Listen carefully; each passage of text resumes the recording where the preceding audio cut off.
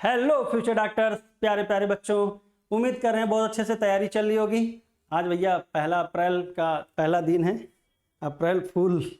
हाँ, लेकिन भैया आप फूल नहीं बनना है क्योंकि आपके एग्जाम में बस 1 महीना बचा रह गया, क्योंकि 4 मई को आपका एग्जाम है। तो प्यारे बच्चे, उम्मीद कर रहे हैं बहुत अच्छे से तैयारी चल रही होगी।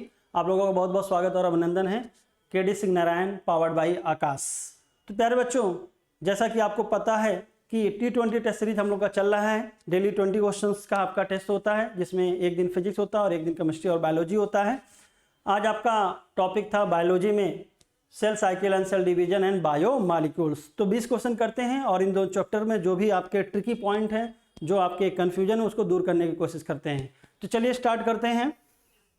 Question number 1, which of the following statement are correct? Chitin a complex polysaccharide occurring in exoskeleton consists of NAG. Glucosamine and N-acetylglucosamine are modified sugar. Cellulose show blue color when treated with I2. Starch in plants and glycogen in animal are storehouse of energy. Right end of polysaccharide is called reducing while left is called non-reducing. तो चलिए प्यारे बच्चों, हम लोग solve करते हैं। Chitin बेटा आपका पॉलीसेकेराइड होता है, किसका बना होता है? NAG का, और एक्सोस्केलेटन में पाया जाता है, जैसे कि आर्थ्रोपोड में। साथ ही साथ फंजाई की सेलवाल में भी पाया जाता है। ग्लूकोसामाइन मतलब ग्लूकोसा मतलब कार्बोहाइड्रेट, अमाइन ग्रुप, अमाइनस शुगर या एन एसिटिल ग्लूकोसामाइन, ये मॉडिफाइड शुगर है, बिल्कुल सही है। Cellulose show blue colour when treated with I2। भैया मुझे लगता है यहाँ पे स्टार्च होना चाहिए था, स्टार्च, और यहाँ पे हेलिक्स होता है, इसलिए आपका आयोडीन उस पर होल्ड हो जाता है, जिसके कारण ब्लू कलर आता है। तीसरा गलत होने के कारण देखिए यहाँ पे तीसरा है, यहाँ पे तीसरा है, आल में 5वें छोड़ के, तो यहाँ पे भी तीसरा है। तो आंसर क्या हो जाएगा आपका? C, all except third. Right end reducing होता है, लेफ्ट एंड होता है नॉन रिड्यूसिंग। मोनोसेक्राइड और डाइसेक्राइड आपके रिड्यूसिंग होते हैं क्योंकि फंक्शनल ग्रुप फ्री होता है। लेकिन अगर बात किया जाए सुक्रोज, तो बेटा सुक्रोज आपका जो होता है वो नॉन रिड्यूसिंग शुगर की कैटेगरी में आता है। ऐसा क्यों? तो कहते हैं जो फंक्शनल ग्रुप होता है वही बॉन्ड बनाने में ब्रिजी हो जाता है, ग्लूकोज प्लस फ्रक्टोज, और यहाँ पे पाया जाता है 1-2 लिंकेज। और 1-2 लिंकेज का मतलब होता है ग्लूकोज का पहला कार्बन एल्डिहाइड और फ्रक्टोज का दूसरा कार्बन कीटोनिक ग्रुप। तो एल्डिहाइड और कीटोन ही बॉन्ड बना रहे हैं, तो रिड्यूस कौन करेगा? क्योंकि रिड्यूसिंग शुगर वही कहलाते हैं जो बेनेडिक्ट या फेहलिंग सोल्यूशन को रिड्यूस कर दें। इसका मतलब खुद को क्या कर दें? ऑक्सीडाइज। तो एल्डिहाइड और कीटोन अपने आप को ऑक्सीडाइज करेंगे, तो सोल्यूशन को क्या कर देंगे? रिड्यूस। बात करते हैं काइटिन की। तो पूरी बायोलॉजी में काइटिन कहाँ कहाँ है आपको जानना जरूरी था। तो आर्थ्रोपोडा सबको याद होता है, फंजाई की सेलवाल सबको याद होता है। लेकिन अगर मैं आपको यहाँ पे लेके जाऊँ कॉकरोच का, तो कॉकरोच में काइटिन को स्पेशली आपको बताना पड़ेगा। तो कॉकरोच की जो एलिमेंट्री कैनाल है वहां पे भी फोरगट, तो कहते हैं entire foregut is lined by inner, तो काइटिनस क्यूटिकल होगा। साथ ही साथ बेटा अगर हम बात करें कि प्रोवेंट्रिकुलस या हम बात करें गिजर्ड की, तो यहां पे बेटा आपका 6 highly rose of chitinous teeth पाया जाता है, और सर्कुलर मसल उसको पीसने में मदद करती है, ये भी याद कर लीजिएगा। अगर बात करते हैं सेल्यूलोज और स्टार्च की, तो देखा जाए तो दोनों का मोनोमर ग्लूकोज है। तो कहते हैं सेल्यूलोज, स्टार्च, ग्लाइकोजन, इन सब ये जो पॉलीमर है इनका मोनोमर ग्लूकोज होता है। इसका मतलब संरचना में कोई डिफरेंस होगा तभी अलग अलग नाम से जाने जाते हैं।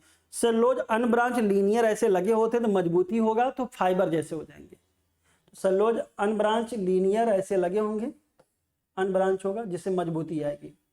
ग्लाइकोजन में स्टोरेज का काम कर रहे हैं, तो ब्रांचिंग हो जाएगा, तो कम एरिया में ज्यादा मॉलिक्यूल आ जाएंगे, तो ग्लाइकोजन कैसा हो गया? ब्रांच।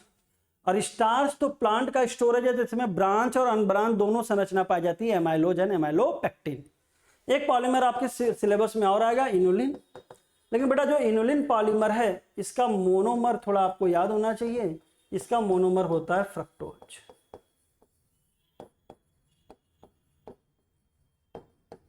चलिए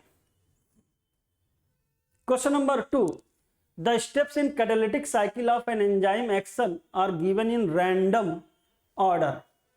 ये बेटा रैंडम ऑर्डर में दिया है, आज का लेटेस्ट ट्रेंड आपका इस साल का मुझे जो लगता है सीक्वेंस, ऑर्डर और आपका बेटा स्टेटमेंट टाइप के क्वेश्चन बढ़ेंगे जहां तक मुझे लगता है। तो यहाँ पे बेटा एक एंजाइम का कैसे एंजाइम से सबस्ट्रेट जुड़ता है, फिर टाइटली फिट होता है, फिर एंजाइम प्रोडक्ट में बदलता है, फिर प्रोडक्ट अलग हो जाता है, एंजाइम फ्री हो जाता है दूसरे एंजाइम से बाइंड करने के लिए। तो सबसे पहले यहाँ पे जब ऐसे क्वेश्चन करना चाहिए तो मेरा मानना है कि लास्ट और पहला करके करना चाहिए। चलिए, जैसे यहाँ पे पहला क्या लिखा, the enzyme release the product, now enzyme is free to bind another substrate, ये सबसे लास्ट में होगा, यानी 1 पहले लास्ट में आना चाहिए। यहाँ पे 4 4 4 3 1, तो आंसर तो आपको निकल के आ गया। देखिए अगर हम देखें तो आप देखिए यहाँ पे ऑप्शन क्या बना, 4 3 2 1। अब ऑप्शन से आप क्वेश्चन को वेरीफाई करा करिए, आंसर निकाल लिया। अब एक बार देख लिया करिए कि भाई पहले क्या लिखा है। चौथा, the substrate bind to active site of enzyme, जैसे ही एंजाइम के एक्टिव साइट पे सबस्ट्रेट बाइंड करेगा, एंजाइम को इंड्यूस करेगा, तो binding of substrate induces the enzyme to alter its shape fitting more tightly, bond breaking और बॉन्ड फॉर्मेशन होगा। The active site now in close proximity of substrate breaks the bonds of substrate and form enzyme product complex, enzyme free हो जाएगा, product अलग हो जाएगा नया substrate जुड़ने के लिए। तो आपको वेरीफाई भी हो गया, आप तेजी से कर सकते हो, आंसर आपका हो जाएगा। तो मुझे लगता है कि ए छलावा है, जैसे इस समय चल रहे हैं ना छावा, हमारे महाराज जी छत्रपति संभाजी महाराज, छावा, ठीक उसी प्रकार छलावा दिया जा रहा है आपको इस क्वेश्चन के जरिए। कैसे सर, एक बात बताइए, ये क्वेश्चन देखने के बाद आपको नहीं लग रहा है कि कई सब लोग सोच रहे होंगे कि भैया इतना बड़ा क्वेश्चन, ये तो बहुत है जुलूम है। तो ये वही कर पाएगा जिसने पढ़ा होगा, जिसने ट्रिक सीखा होगा, जिसने मेथड अपनाया होगा। चलिए आगे बढ़ते हैं। क्वेश्चन नंबर 3 मैचिंग का क्वेश्चन है। और सर मेरा मानना है मैचिंग का क्वेश्चन तो आपको 1 या 2 मैच करके निकाल लेना चाहिए। फैटी एसिड, तो भैया फैटी एसिड आपने 2 ही पढ़ा है आपके सिलेबस में, arachidonic acid and palmitic acid. Palmitic acid में 16 कार्बन पाया जाता है और एरिकिडोनिक एसिड में पाया जाता है आपका 20 कार्बन। तो इसकी मैचिंग किसके साथ हो गई, 4th। और देखिए इसको लगा डाला लाइपझिंगा लाला, A4 सिर्फ एक ही ऑप्शन में है। फास्फोलिपिड लेसिथिन होता है, सेल मेम्ब्रेन में पाया जाता है, स्टेबिलिटी देता है।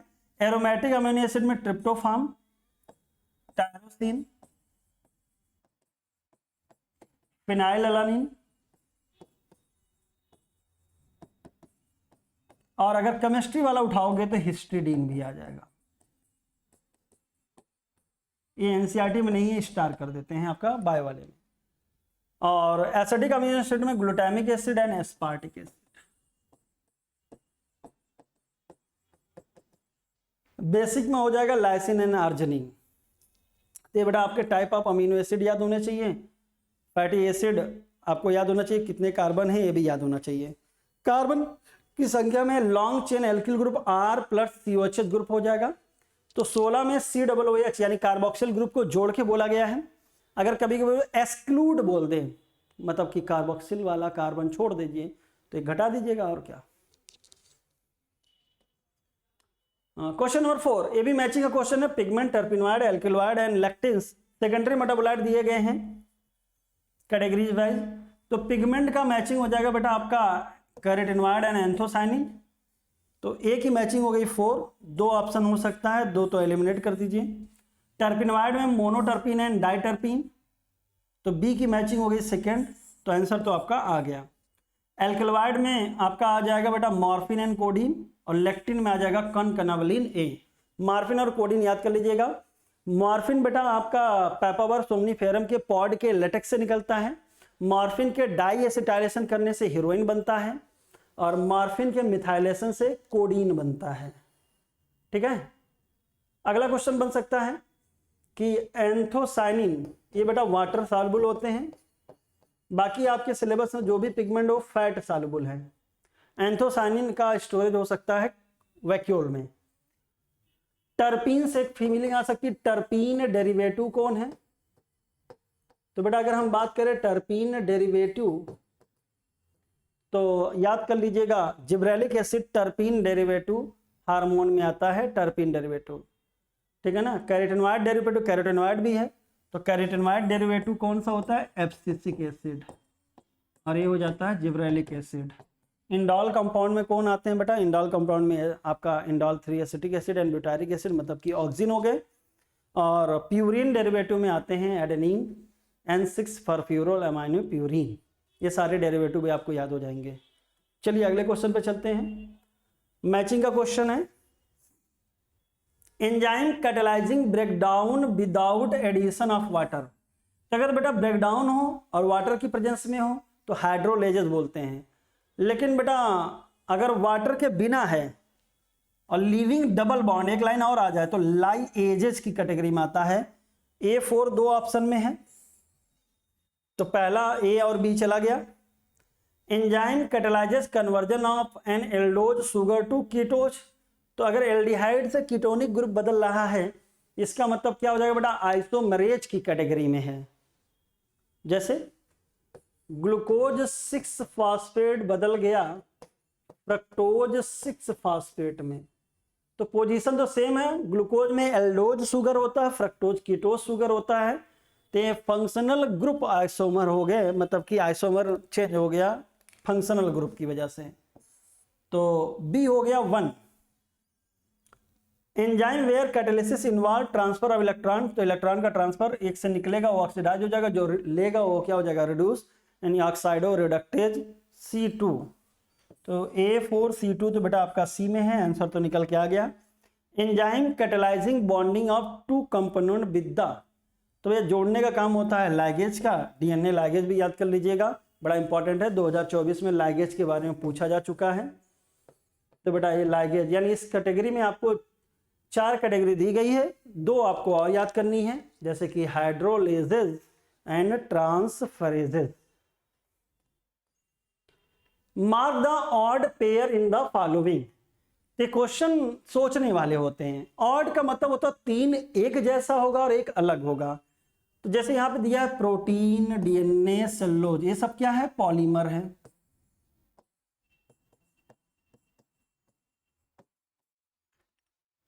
तो प्रोटीन का मोनोमर क्या होता है, अमीनो एसिड, यानी एक तरफ मोनोमर होना चाहिए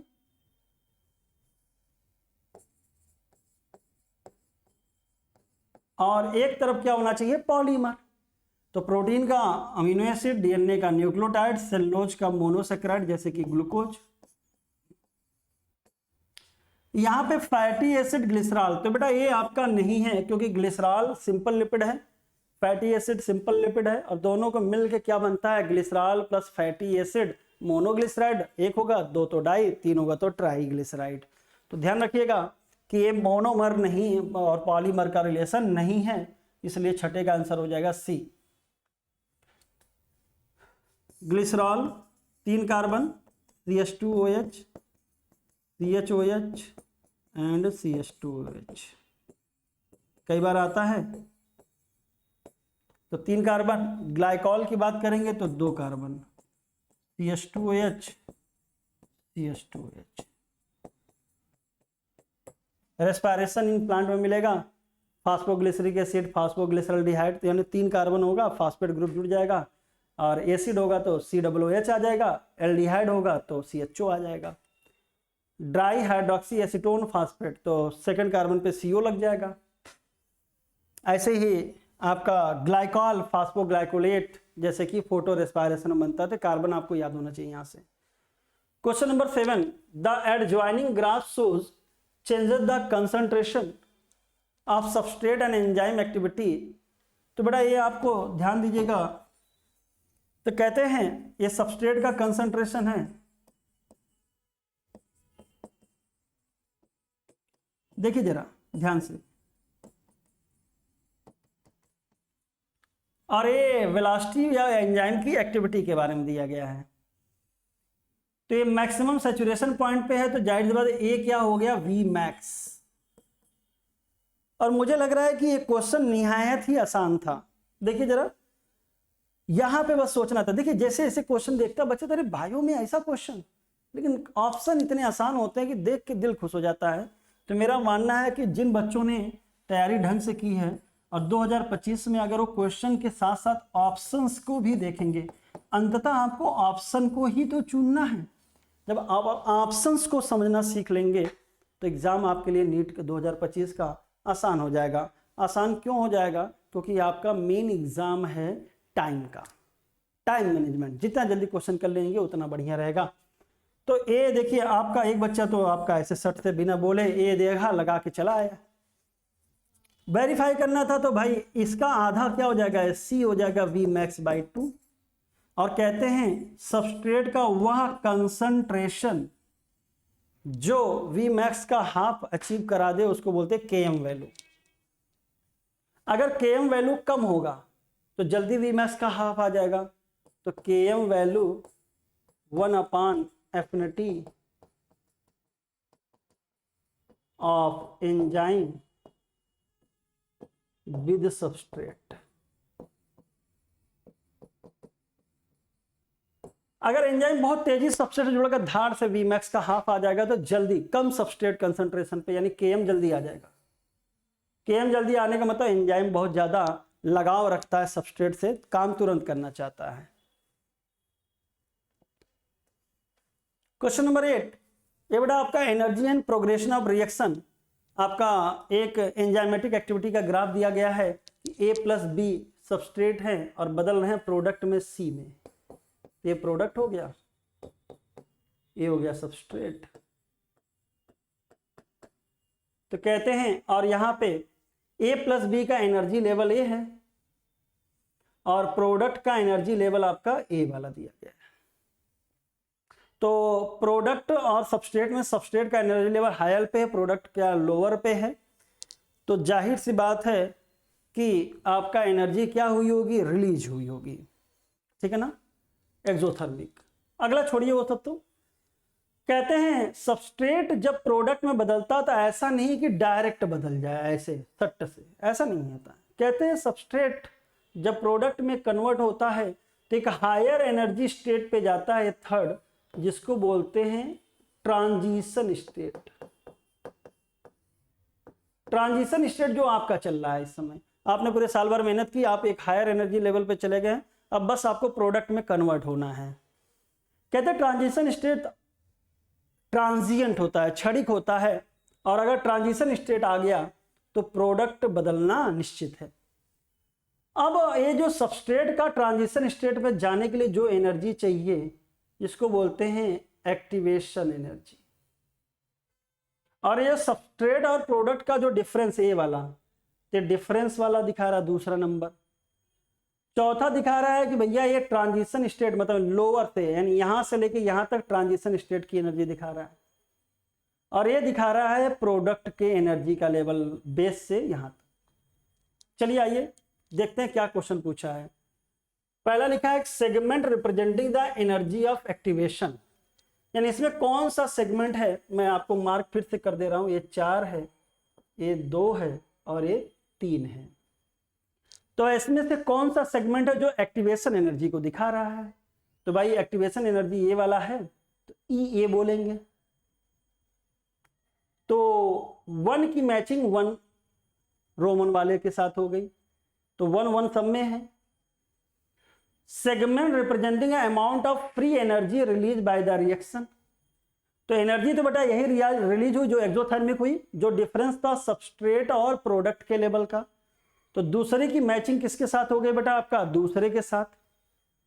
तो देखिए दूसरा दूसरा दूसरा दूसरा यहां पे है, तो ये दोनों आपके चले गए। अब आपका तीसरा मैच करना था ट्रांजिशन स्टेट, तो तीसरा क्या हो गया ट्रांजिशन स्टेट। तो 3 की मैचिंग किसके साथ हो गई, 3 के साथ। अब देखिए आपके लिए ऑप्शन इतना आसान हमने रख दिया था जिससे आप निकाल सकते थे। आंसर हो गया आपका चौथा क्या है, segment would be the same regardless of whether the reaction were uncatalysed या कटलाइज। देखिए ये वाला सेगमेंट जो सबस्ट्रेट और प्रोडक्ट का एनर्जी का डिफरेंस है, ये हमेशा सेम रहता है। मान लीजिए ये एंजाइम के बिना है, तो जब एंजाइम आएगा तो ये क्या कर देगा, बस ऐसे ही तो करेगा। क्या करेगा, एक्टिवेशन एनर्जी को क्या कर देगा, कम, लेकिन सबस्ट्रेट और प्रोडक्ट के बीच का जो डिफरेंस रहेगा वो हमेशा क्या रहेगा, सेम। तो आंसर हो जाएगा बेटा आपका बी, 1 1 2 2 3 3 4 भी हो जाएगा 2। सिंपल सा क्वेश्चन था, बढ़िया क्वेश्चन था। लेकिन अब कहते हैं जब एंजाइम आएगा, ये मतलब activation energy without enzyme and with enzyme, ये भी याद कर लीजिएगा। जब विदाउट एंजाइम होता है तो एक्टिवेशन एनर्जी ज़्यादा चाहिए होता है, और जब विद एंजाइम होता है तो एक्टिवेशन एनर्जी क्या हो जाती है, कम कर देता है, जिससे बहुत तेजी से ट्रांजिशन स्टेट आ जाती है। Question number 9, select the type of enzyme involve in the following reaction. बेटा यहां पे क्या है, एस जी के साथ जुड़ा है, और किससे रिएक्शन कराएगी, एस डैश के साथ। अब ये जो एस के साथ जी नामक ग्रुप जुड़ा है, ये ग्रुप यहां से टूट के एस डैश के साथ जुड़ गया, एस फ्री हो गया। तो यहां पे क्या लग रहा है, ग्रुप का क्या हो रहा है, ट्रांसफर। यहां पे एंजाइम आता है ट्रांसफरेज। क्या आता है बेटा, ट्रांसफरेज। लाइएजन में without hydrolysis leaving double bond, हाइड्रोलेजन में हाइड्रोलिसिस वाटर के प्रेजेंस में, और डीहाइड्रोजिनेज या दूसरा नाम होता है ऑक्साइडो रिडक्टेज। आपके एनसीईआरटी में 2 डीहाइड्रोजिनेज तो याद ही होना चाहिए था, एक का नाम था लैक्टेज डीहाइड्रोजिनेज,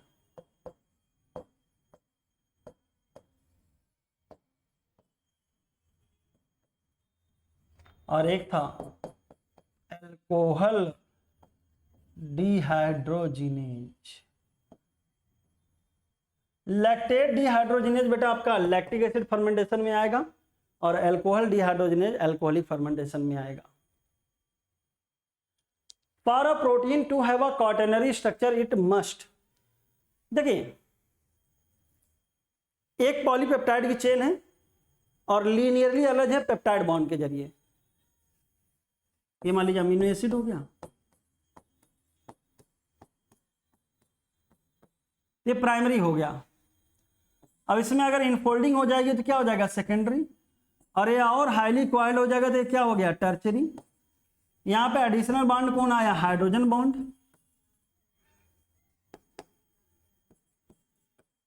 और यहां पे आया डाइसल्फाइड बॉन्ड।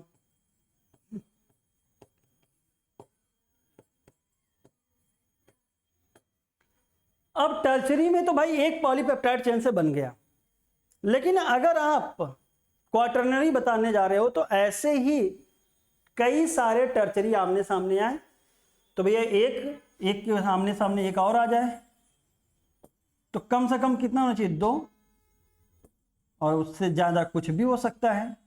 जैसे कि बात करें हीमोग्लोबिन की, तो हीमोग्लोबिन में बेटा आपका 2 अल्फा होते हैं और 2 बीटा। तो हमेशा याद करना क्वाटरनरी स्ट्रक्चर में 2 या 2 से ज़्यादा पॉलीपेप्टाइड सब यूनिट पाए जाने चाहिए। अगला क्वेश्चन, मोस्ट एक्टिव स्टेट कौन सा होता है, तो बोलते हैं टर्चरी। बायोलॉजिकल वर्क के लिए सबसे इंपॉर्टेंट प्रोटीन का जो स्ट्रक्चर होता है वो टर्चरी होता है, क्योंकि सारे प्रोटीन क्वाटरनरी बनाए जरूरी नहीं है। क्वेश्चन नंबर 11, सिंथेटिक फेज के बारे में क्या बातें सही हैं। चलिए बच्चा पढ़ते हैं। It occur between G1 and G2, बिल्कुल सही है, गैप 1 एंड गैप 2 के बीच में है। It mark the period during which DNA replicates. At the end of this phase DNA is doubled but the number of chromosome remains unchanged.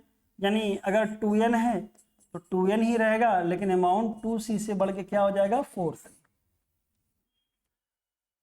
फिर इसी line का उल्टा चौथा बोल दिया कि as the DNA is double in this phase number of chromosome is also double. ये गलत हो जाएगा, अभी मैंने बोला नंबर सेम रहेगा लेकिन अमाउंट डबल हो जाएगा।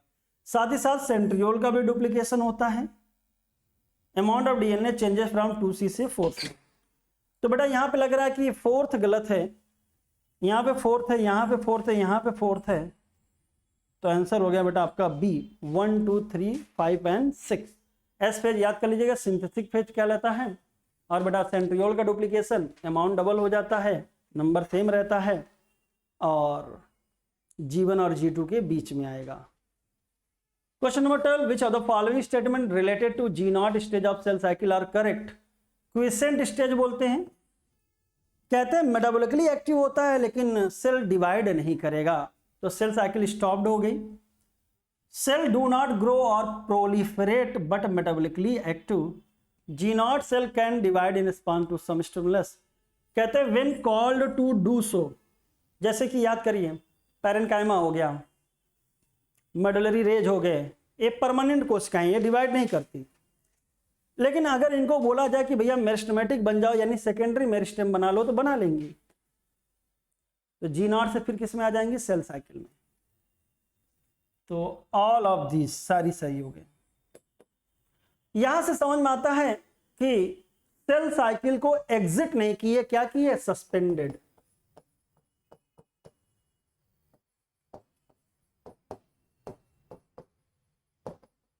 जो आपका 2019 में क्वेश्चन आया था, मोस्ट कंट्रोवर्शियल था, लेकिन उसका सही आंसर था सस्पेंड द सेल साइकिल।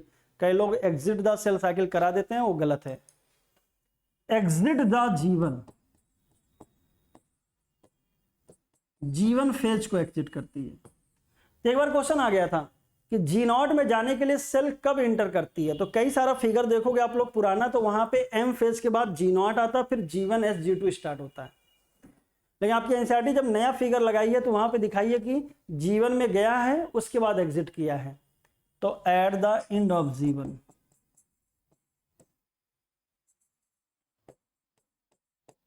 ये सारे लाइनें आपको याद होनी चाहिए, ये सब क्वेश्चन बन चुके हैं और आंसर लोग इधर उधर का देते हैं। आपको वही आंसर करना जो आता है, भाई आपको क्या लेना देना कॉन्सेप्ट से, लड़ाई झगड़ा थोड़ी करने जाओगे, कोई तुम्हारा केस नहीं लड़ने जाएगा। सिलेक्शन हो गया उसके बाद पढ़ते रहिए, पीएचडी करिए, क्या दिक्कत है। लेकिन अभी तो नीट में सिलेक्शन लेना है ना, तो नीट लेवल पे आप इतना जानिए, बाकी क्या सही है क्या गलत हो बाद में देखा जाएगा। Which one is correct about bivalent, पहले तो बाइवेलेंट समझिए। कहते हैं जाइगोटीन में जो सिनेप्टोनेमल कॉम्प्लेक्स बनता है, तो होमोलॉगस पेयर के क्रोमोसोम आमने सामने आते हैं और इनके बीच में ऐसे जिपर लाइक मैनर में ज्वाइन हो जाता है, इसी को बोलते हैं सिनेप्सिस। बाइवेलेंट या टेट्राड फॉर्मेशन। तो बाइवेलेंट क्यों बोला गया, क्योंकि दो क्रोमोसोम है।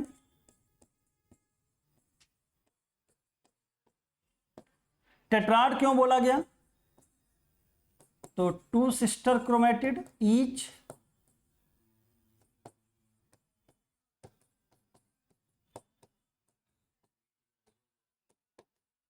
ठीक है, तो इसलिए चार क्रोमेटिड के कारण क्या हो गया, टेट्राड। तो अब बाइवेलेंट मींस चार क्रोमेटिड एंड टू सेंट्रोमियर। तो भैया एक क्रोमोसोम में एक सेंट्रोमियर तो दो, क्योंकि भैया एक सेंट्रोमियर होता है जिससे दोनों क्रोमेटिड जुड़े होते हैं, और एक सेंट्रोमियर में दो काइनेटोकोर पाए जाते हैं। One bivalent consist of two homologous chromosome each sister chromatid. हर एक में क्या होता है, दो सिस्टर क्रोमेटिड होता है। यहां पे दो नहीं लिखा तब भी चल जाएगा, हर एक में सिस्टर क्रोमेटिड होता है ईच। बाइवेलेंट फॉर्मेशन जाइगोटीन में होता है, लेकिन अगर ये शब्द आ जाता क्लियरली विजिबल तो अगले स्टेट में आ जाएगा, पैकेटीन में। पैकेटीन में सी आता है, क्लियर टेट्राड बनेगा और क्रॉसिंग ओवर भी होगा। तो आंसर हो जाएगा all of these.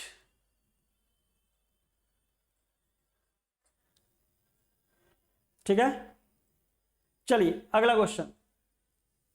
Which one is correct about crossing over या genetic recombination.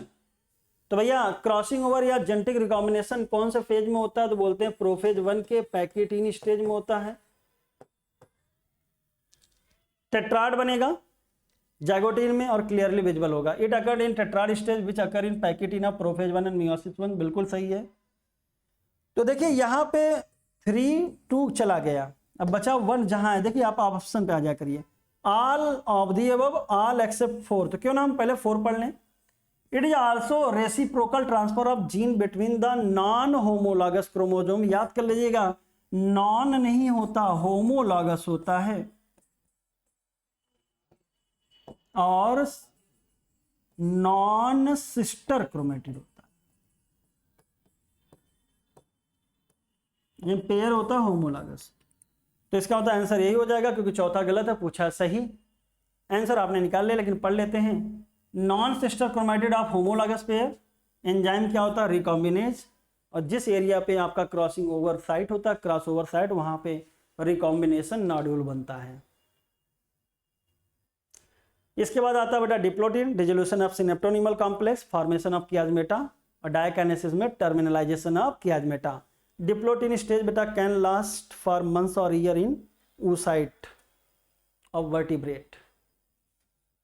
Question number 15 matching का क्वेश्चन है। चलिए 1 2 3 4 यही मैच कर लीजिए। Chromosomes are move to equator, और इक्वेटर पे जाने का मतलब कौन सा फेज हो गया? मेटाफेज। देखिए आंसर तो आपका आ गया सी। बाकी मैच कर देते हैं। सेंट्रोमियर की स्प्लिटिंग, तो यहां पे एक ही दिया एनाफेज। देखिए एनाफेज अगर माइटोसिस होगा और अगर मियोसिस होगा तो एनाफेज 1 और 2 में से क्या लिखेंगे? 2। स्प्लिटिंग याद कर लीजिएगा। पेयरिंग बिटवीन होमोलॉगस क्रोमोसोम में बेटा पैकेटिन में होता है, और सॉरी पेयरिंग हो गया जैगोटिन, सिनेप्सिस कहलाएगा, फॉर्मेशन ऑफ सिनेप्टोनिमल कॉम्प्लेक्स, और क्रॉसिंग ओवर सी से क्रॉसिंग ओवर, सी से pachytene. Question number 16 terminalisation synapsis chiasmata and synaptonemal complex. अब बड़े यहां पे मैचिंग करना है, चलिए करते हैं। मुझे लगता है कि बी पहले करते हैं। सिनेप्सिस अभी आपको मैंने बताया था जाइगोटीन में होता है। कहते हैं पेयरिंग ऑफ होमोलॉगस क्रोमोसोम, तो B1 दो ऑप्शन में है। अब बेटा कियाजमेटा फॉर्मेशन होता है जब आपका डिप्लोटीन स्टेज आता है, और सिनेप्टोनिमल कॉम्प्लेक्स होता है जाइगोटीन में। तो भैया शिफ्टिंग ऑफ कियाजमेटा, अभी शिफ्टिंग नहीं है, ये है point of attachment between homologous chromosome.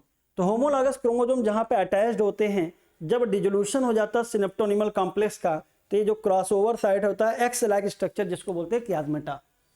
तो सी की मैचिंग हो गई 2 के साथ, तो आंसर तो आपका आ गया। बाकी वेरीफाई कर लीजिए। सिनेप्टोनिमल कॉम्प्लेक्स ये बनता बेटा जाइगोटीन में। कहते हैं न्यूक्लियर प्रोटीन कॉम्प्लेक्स होता है जो sister chromatids and then homologous chromosome, that element adherence of sister chromatid and then homologous chromosome. Terminalisation shifting of chiasmata outward toward the ends of bivalent. तो सिनेप्टोनिमल कॉम्प्लेक्स याद कर लीजिएगा।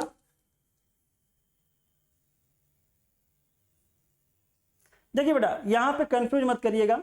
Help in adherence of sister chromatid दिया है, इसको आप कर लीजिए, ज्यादा बेटर होगा non sister,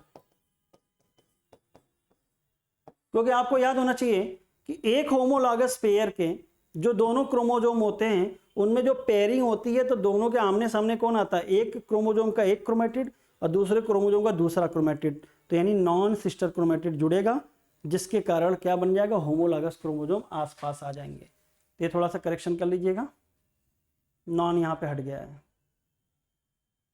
question number 17 given below is a symmetric breakup of the phases और stages of cell cycle with few part labelled as A, B, C and D।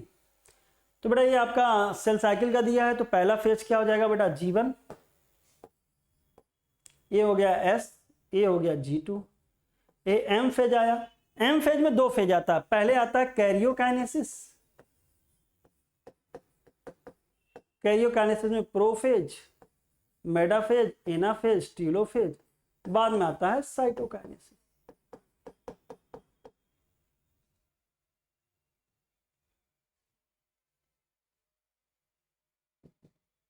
देखिए तो यहां पे डी हो गया सिंथेटिक फेज, ए हो गया कैरियोकाइनेसिस, सी हो गया साइटोकाइनेसिस, और बी हो गया एनाफेज। तो सी कैरियो गलत हो गया, ये साइटो होना चाहिए था, डी सिंथेटिक फेज आंसर मिल गया, ए होना चाहिए था कैरियोकाइनेसिस, और बी होना चाहिए था एनाफेज। सीक्वेंस अगर याद करना है तो G1, Sg2, ये आपका सीक्वेंस के साथ साथ हम टाइम ड्यूरेशन भी डाल देते हैं, और prophase, telophase, metaphase, anaphase PTM में, प्रोफेज, टीलोफेज, मेटाफेज, एनाफेज, ये ड्यूरेशन वाला सीक्वेंस है। बाकी नॉर्मल सीक्वेंस बता दिया, G1 Sg2, prophase, metaphase, anaphase, telophase, karyokinesis, then cytokinesis. Question number 18. During which stage of prophase 1 substage the meiosis do you expect the bivalent and DNA replication respectively? तो bivalent कब बनता है?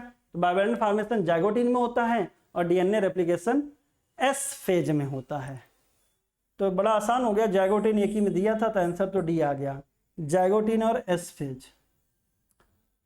लेकिन ये देखिए question की पावर देखिए, option और कठिन मैं कर सकता था। जैसे मान लीजिए ये वाला ऑप्शन है, यहां पे अगर मैं पैकेटिन की जगह क्या कर देता, जाइगोटिन एंड एस फेज, तब आप आंसर क्या करते, तब भी डी करते। अब देखिए क्यों,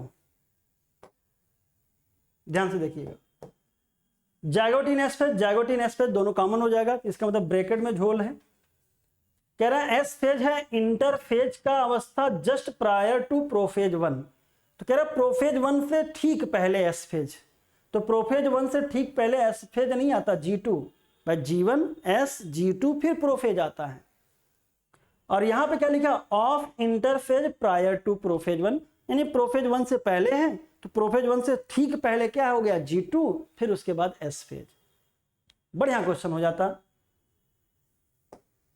लेकिन हमने थोड़ा सा आसान रखा, लेकिन आपको एक आइडिया तो दे ही देंगे। चलिए बेटा, अब यहां से एक कॉन्सेप्ट और हल्का सा ले लीजिएगा अमाउंट वाला, कि अगर कोई डिप्लॉयड सेल है, बड़ा कंफ्यूजन होता है बच्चों को, डिप्लॉयड सेल की बात करें और बिफोर एस फेज हो, तो उसमें नंबर ऑफ क्रोमोजोम 2n और अमाउंट होगा 2c, ये हो गया नंबर और ये अमाउंट। अगर आफ्टर एस फेज किया जाए, एस फेज के बाद, तो एस फेज में बढ़ेगा तो नंबर तो सेम रहेगा, लेकिन अमाउंट कितना हो जाएगा, 4c, 2c से बढ़ के 4c, जो कि एना फेज में जाके फिर से 4c से 2c हो जाएगा। चलिए वो बाद में लेंगे। अगर कोई हैप्लॉयड सेल हो, तो भैया हैप्लॉयड सेल में मियोसिस के एंड में जो बनेगा उसमें नंबर होगा n और अमाउंट होगा c at the end of meiosis 2। लेकिन अगर मियोसिस 1 की एंड में बोले, अलग से लिख देते हैं उसको ब्रैकेट में, तो नंबर तो n रहेगा लेकिन अमाउंट रहेगा 2c at the end of meiosis 1। तो ये आपको याद होना चाहिए।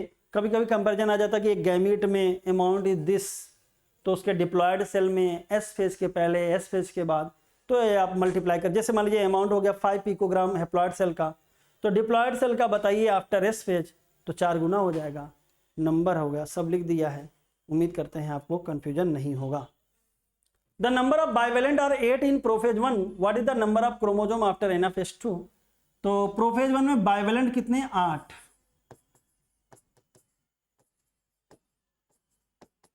तो अगर मैं एक बाइवेलेंट बनाया था सर, तो एक बाइवेलेंट है, यानी एक बाइवेलेंट मतलब एक होमोलॉगस पेयर, तो 8 होमोलॉगस पेयर मतलब कितने हो गया, 8 पेयर। तो टोटल नंबर ऑफ क्रोमोसोम कितना हो गया, 16।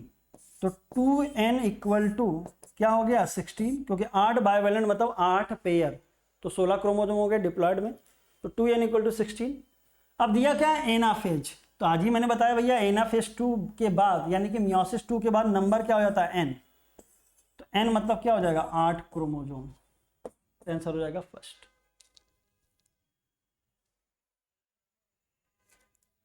मजा तो और आता तब यहाँ पे क्रोमेटिड पूछ लेता, तब और मजा आता कि मियोसिस 1 के बाद होगा। तो याद रखिएगा 2c का मतलब 2 क्रोमेटिड, c का मतलब single chromatid. The following event occur during the process of meiosis, arrange the following event of the meiosis. तो भैया ये आपका disjunction of genome synapses crossing over terminalisation. तो भैया पहले क्या होगा, जाइगोटीन, ये हो गया पैकिटीन, ये हो गया डायकाइनेसिस, और फिर जीनोम जब डिसजंक्शन होगा, अलग होगा, तो हो जाएगा NF।